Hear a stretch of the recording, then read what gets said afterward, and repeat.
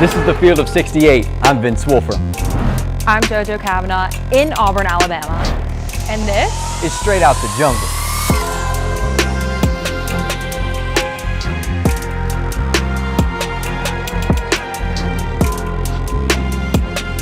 Welcome back to Straight Out the Jungle. My name is Vince Wolfram. And I'm JoJo Cavanagh.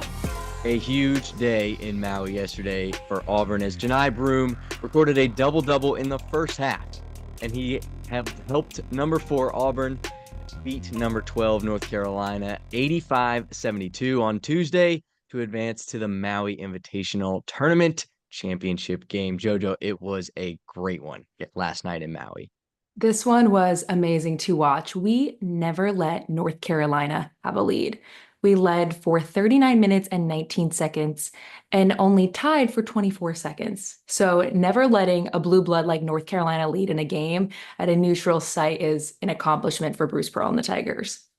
It was literally a neutral site. Like looking at the fan section, there was a walkway up in the middle, and there was half navy and orange, half Carolina blue. So Auburn faithful, shout out to you for representing in Maui. But no, it was a fantastic game. And I think if you could assign this game like we've been doing to a different guy every game, I think we have our first real duplicate here. It's our first double one, and it has to be Johni Broome. Johni Broome had a fantastic game. Had a double-double in the first half, which says enough. But to me, it was how he started the game. He was very quick off the jump. I think early he had like 7 points, and it was super quick. Had the first points of the game. From the right block, he scored. The game came so easy to him. And as the game progressed, it looked like it got even easier. He had the feathery fadeaway from the middle. That was awfully sweet. I think he had his first 11 points were in the first 7 or 8 minutes of the game.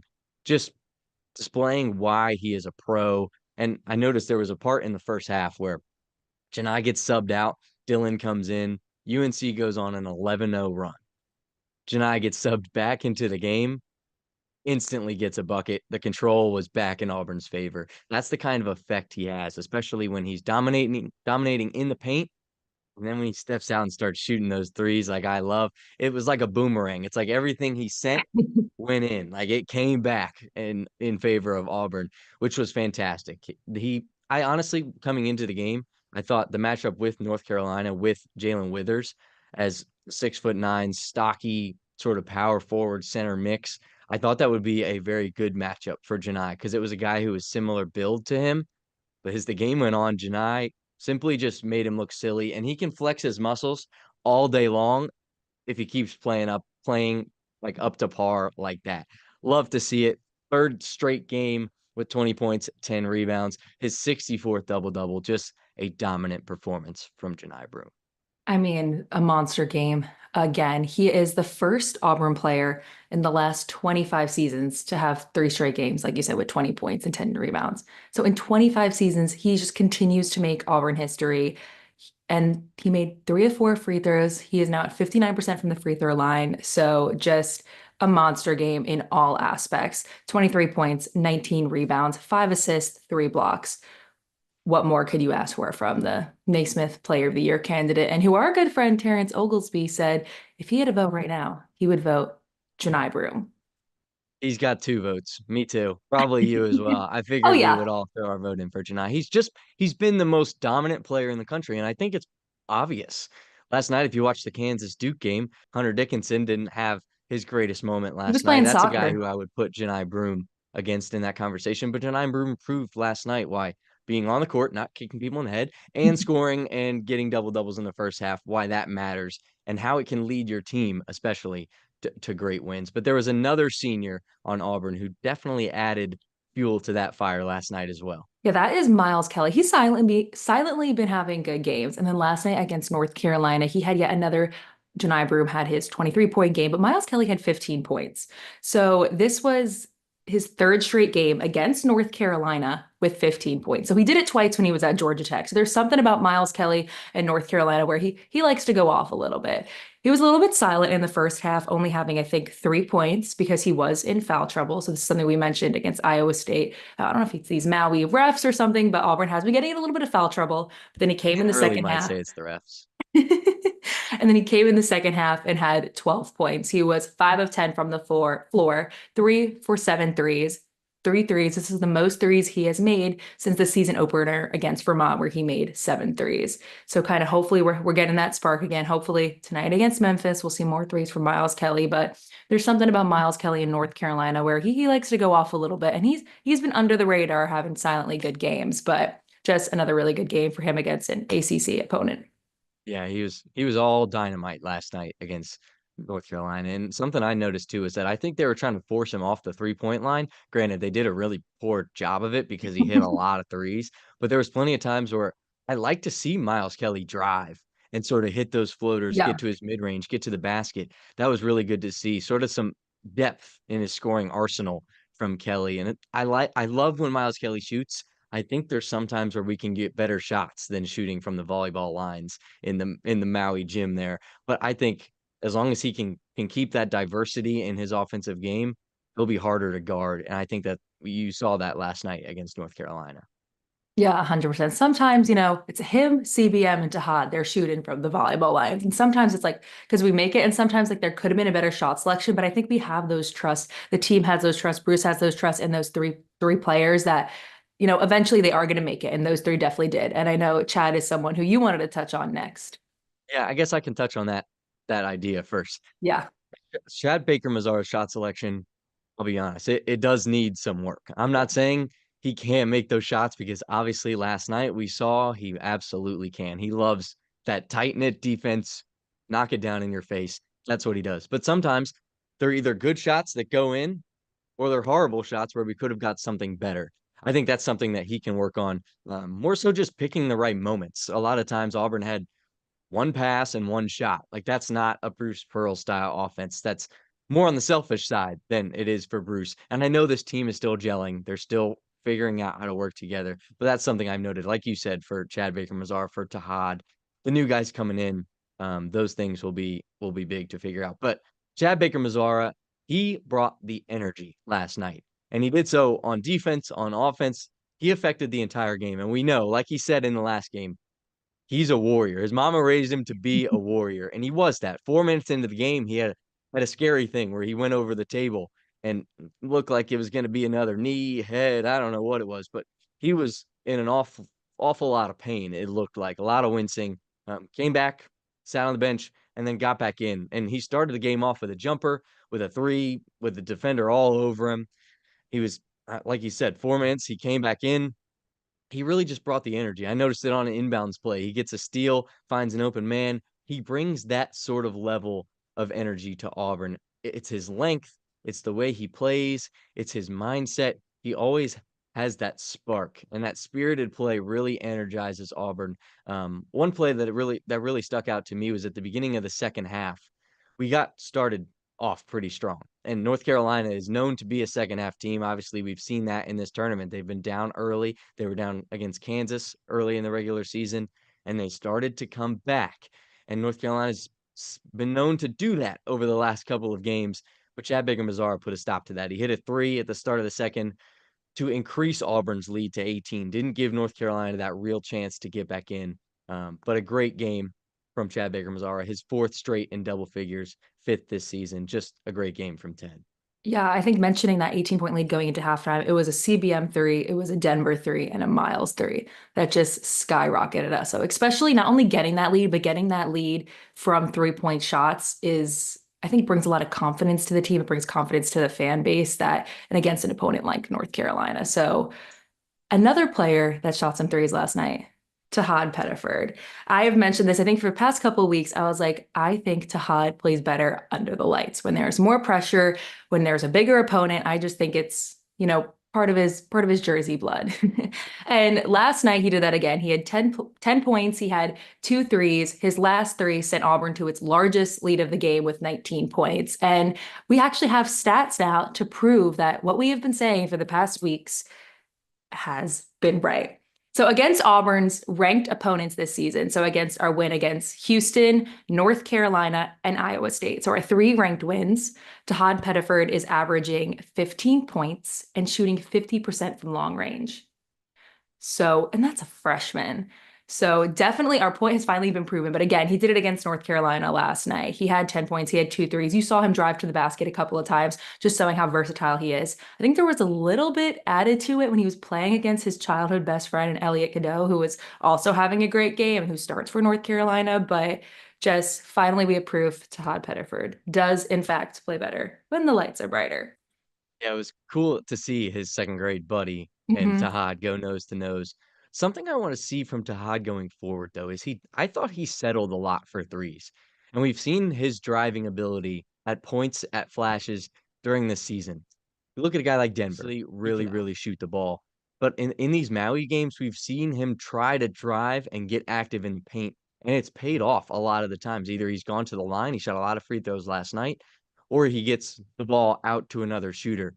Tahad, I think, is a more skilled driver than he gives himself the chance to be, if that makes sense. I think Hmm. he's a lot of times he has open lanes, but relies on that step back that he loves and he tries to hit it. Sometimes it works out. Obviously, it worked out a couple of times last night, but I think more times than not, he can drive and he's such a good creator in our offense that he can either get other people involved or get in the paint and be a finisher because we know he's athletic enough to finish in the paint. But regardless, a great game from Tahad. Like you said, lights were bright, and so was his play. A great game from Agent Zero. Yeah, I agree with you 100% on that. I think he is not giving himself enough credit for what he can do, what plays he can create as the point guard. I also want to add to that, though. I think JP Pegues is also not giving himself enough credit, and I think he is not taking like threes. Last night, I wanted him that to count So so bad. badly. I wanted that for him. I tweeted that out. I was like, I wanted that to happen so badly for him. I think that was what he needed to make a three like that in a game like that last night, and he didn't get it off in time. So I was really upset about that because I really wanted that for him. But I just also think, obviously we don't want him to take a three when it's not available. But I think there are some points, and I think if you watch last night's game, where he's known to be a three-point shooter. I mean, he made that in March when he was at Furman against Virginia in March Madness, and it was one of the greatest upsets. But I think I want to see him try to make more threes. I think he's a little timid. I think he's not confident enough in himself, maybe. I don't know. And I think he's also just playing the point like Bruce Pearl likes when they're creating plays. Everyone's moving around. But I do want to see JP try Me a too. couple of threes. Yeah, I want to see JP sort of step into a more confident role. We've Yeah. talked about Chaney's confidence a lot. I think that's something we're seeing parallel to JP this year. He Hmm. obviously came in from Furman, like you said, and was the star there. Coming here, he hasn't had that game yet where he's solidified himself, where seemed comfortable. I think a lot of the game yesterday, he was prancing around the 3-point line. The offense started deeper than it probably should, frankly, similar to Aiden Holloway last year. And that ended up frustrating a lot of Auburn fans because you felt like the offense never got in the 3-point line. Like it was Hmm. starting too far out to where something could happen. And I got a little bit of that feel with JP yesterday. But he did. He tried to get in and shoot it.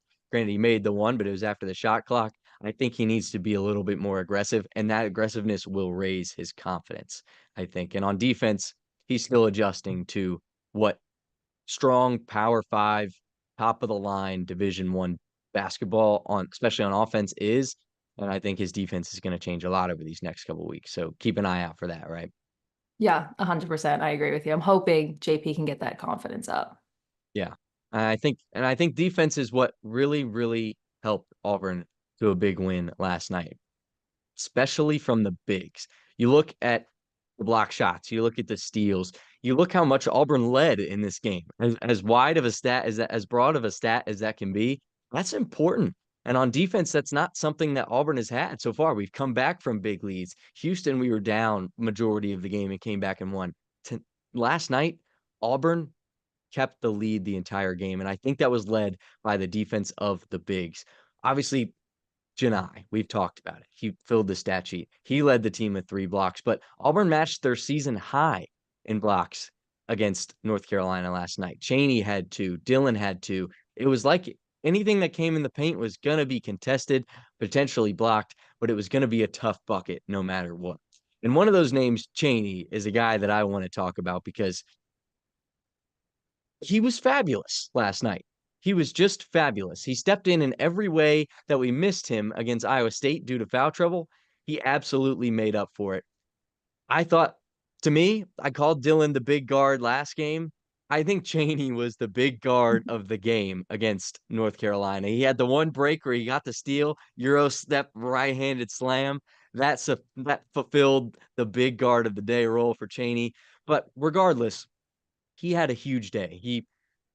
I thought he was oozing confidence, which we love to see from Chaney. Obviously, he's a double-digit scorer. I think I've said obviously 100 times, but it was just great to see Chaney back out there and doing what he did. He had 2 points in the first half, two of his 11 in the first half, 9 in the second half. A big outpouring from Chaney.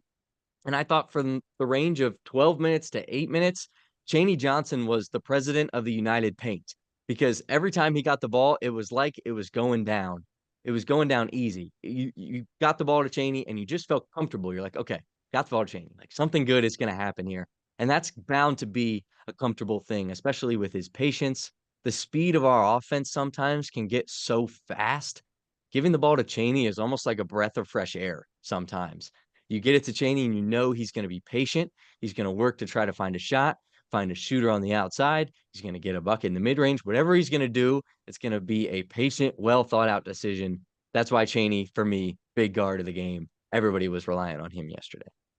Yeah, not only the big guards, but like Denver Jones said, last night Auburn finally guarded our yard. We talked about against Iowa State. The two things that were concerning for us was Auburn's shooting ability and turnovers. And last night against North Carolina, it seemed how in less than 24 hours, that was something that the team worked on. Bruce Pearl honed in on them for because the turnover margin from Iowa State to North Carolina is drastically different. So last night, Auburn forced 10 turnovers from North Carolina and had 15 points off of turnovers.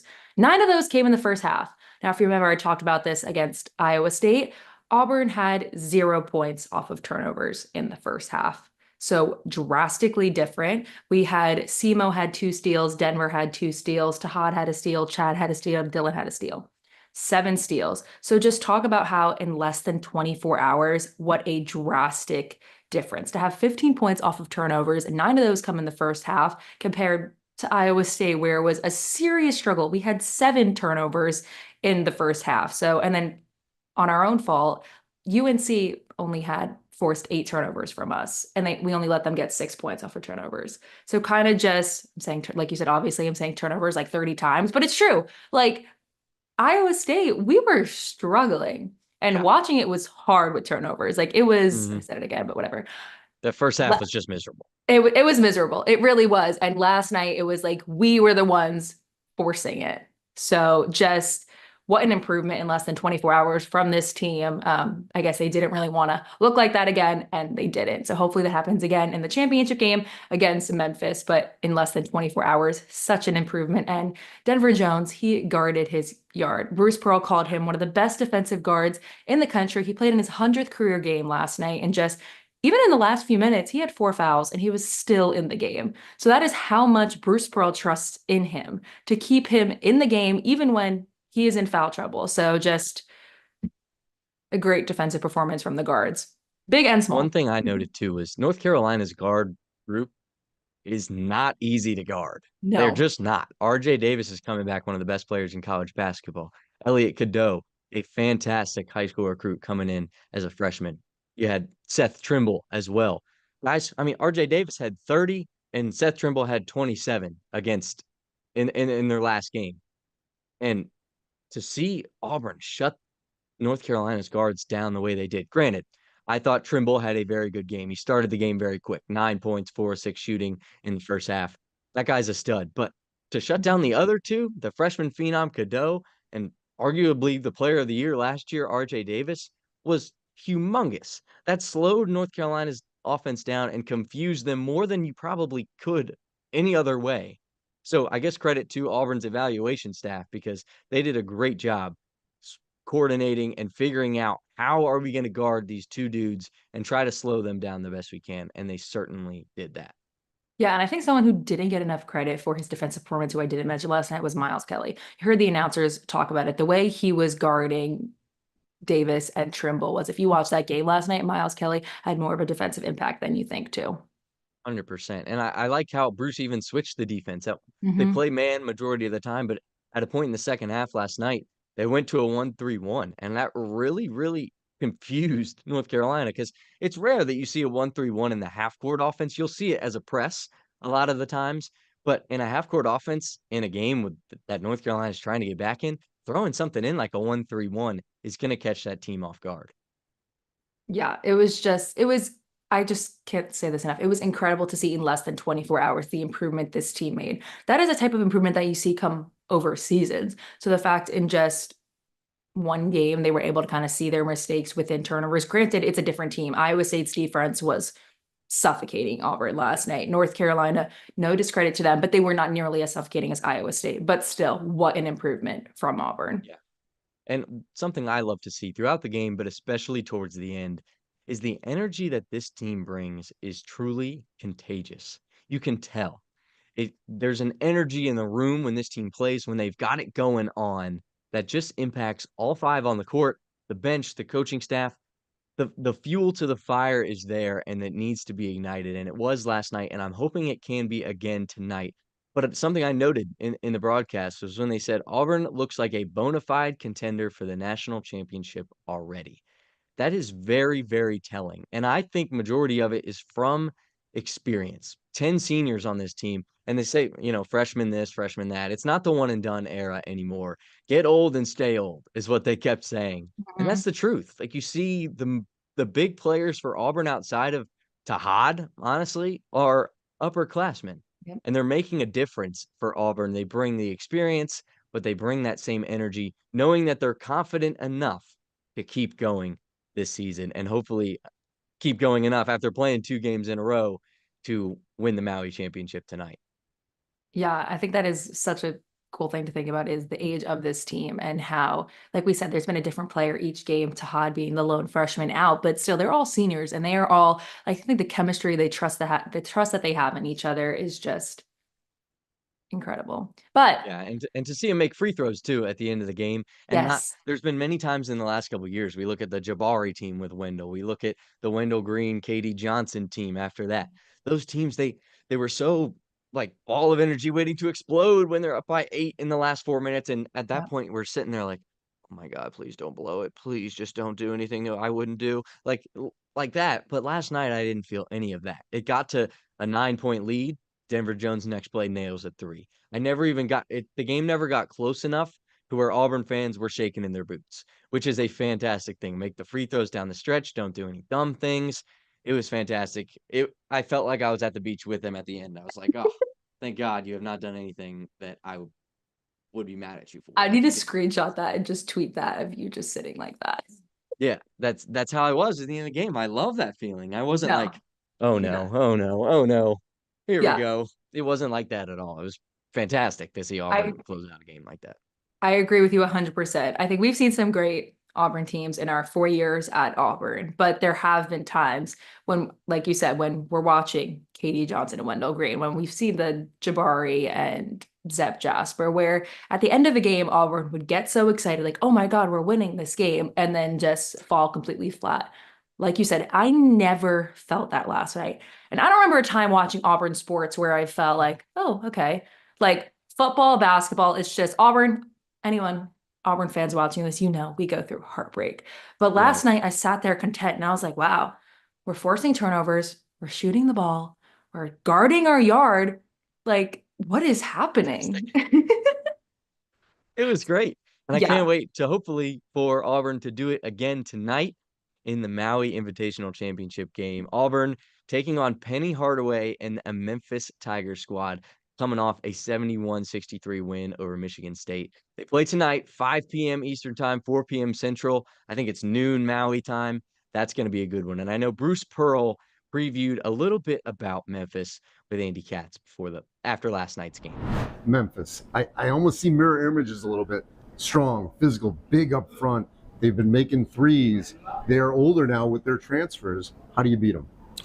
Well, I honestly, Andy, I haven't looked at them as closely because we take it one game at a time. We got a couple hours to prepare tonight, and then in the morning, they got done playing about 12:30 in the afternoon. We got done playing at 9 o'clock at night. Doesn't seem exactly right, but obviously their guards are spectacular. So, our guards we know that Denver Jones, I think, is the best defensive guard in college basketball. Doesn't get enough credit for it because he doesn't win the battle of steals. He just solid, stays in front of people. And Chad Baker's pretty good on the ball. And Miles Kelly has gotten better to use his length. And so if we can get our guards to do a good job of, staying down and squaring them up, and bigs will come over and help when they can. Memphis is really hard. They do a great job of making one-on-one plays. And those kids can get hot. They've obviously gotten hot here now. Bruce, high praise for Memphis and Penny Hardaway's squad. They've proved themselves so far. 2 big wins in the Maui Invitational, but Auburn hopes to end that fun for the Tigers tonight. Like I said, 5 p.m. Eastern time, 4 p.m. Central. So make sure you tune in. You're not going to be, up late tonight. You're not going to be watching the game in your blankets and pillows here. Yeah, thank God. I was waiting for that Duke-Kansas game to end last night, and then it said 8 minutes. I was like, why are we waiting 8 minutes? Shouldn't we just played? But anyway, we're not staying up late tonight, so no. Good thing. It's going to be a good one. Feast week is on fire. Auburn basketball is as well. It's been a great week of college hoops, but no, we're not done. Not quite yet. Tomorrow, Thanksgiving Day, food will be on the table, and you'll have another recap to tune into, hopefully with an Auburn win. Fingers crossed. Should be a great one either way. JoJo, you got anything else? Hopefully Auburn is the first SEC school since Kentucky in 1996 to win the Maui Invitational. So that's my Thanksgiving wish. There you go. Me too. I'm right there with you. Break the bone. 100%. But make sure to like, comment, and subscribe. All of our information will be in the links to this video. And this has been Straight Out the Jungle from New York once again. I'm JoJo Cavanagh. From the great Louisville, Kentucky, I'm Vince Wolfram. War Eagle, and we'll see you tomorrow. War Eagle.